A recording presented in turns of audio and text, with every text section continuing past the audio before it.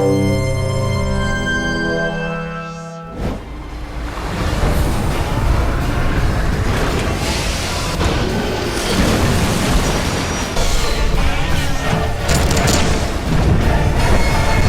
is first look at Carrier Command Gaea mission on Xbox 360. Some of you may remember original Carrier Command from 1988, on which this modern remake is based on. The core gameplay of our game is built around vehicular combat, mostly involving island engagements between two carriers. What I'm doing right here is trying to assault island of Beacon, which is one of enemy islands. You can see here, simply put, the red islands are enemy islands and the blue ones are my own. So in order to win the game, I need to capture all of enemy islands plus destroy the enemy carrier. Some of you might have noticed the command bar in the bottom of the screen, where there are depictions of units available on my carrier. Here are four VTOL-capable aircraft, Mantas, and 4 amphibious multi-terrain vehicles, Walruses. After a brief survey of the defenses on the island, I can see that the enemy is well prepared for an invasion. So what I will do is that I will equip my Manta with rockets to give it a better kick. Now I will switch to Walrus and I will use a map to undock all of my Walruses and send them onto the island via map. This approach is what we call a tactical strategical approach, where you use the map to control the units and observe their movements in the convenient picture-in-picture menu. Now, seeing I myself like action a bit more, I will switch to one of my Mantas and I will use our convenient radial menu to undock my remaining Mantas and also to order them to assist me. Here you can see the battle on the island itself, where my Walruses have already reached position and are fighting with the enemy. Well, I'm trying to get a lock on the turret with my missiles. Yeah, I've been successful. So let's destroy the position here. You can see my carrier has helped me with its onboard guns.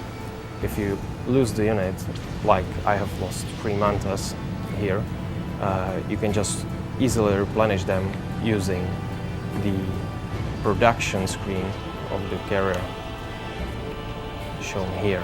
So let's say I need 3 Mantas and some armor and some weapons for them as well.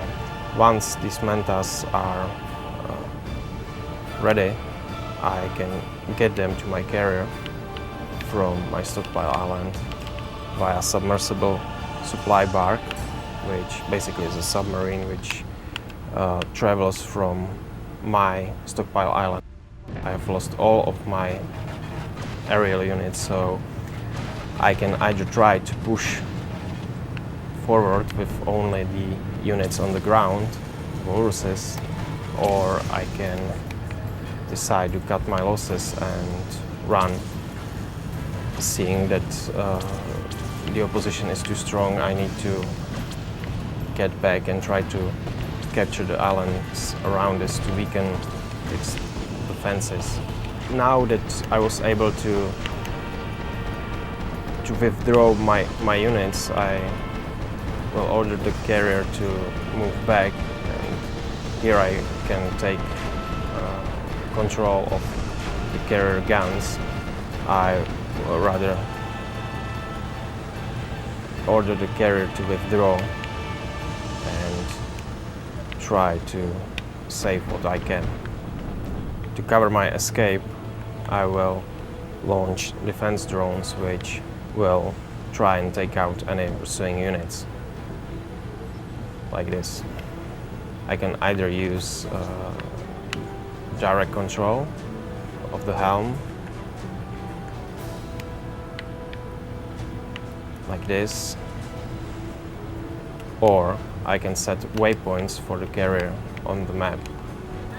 The reason why your unit has been sent on this planet in the first place is because Earth has been left devastated and without drinkable water supply.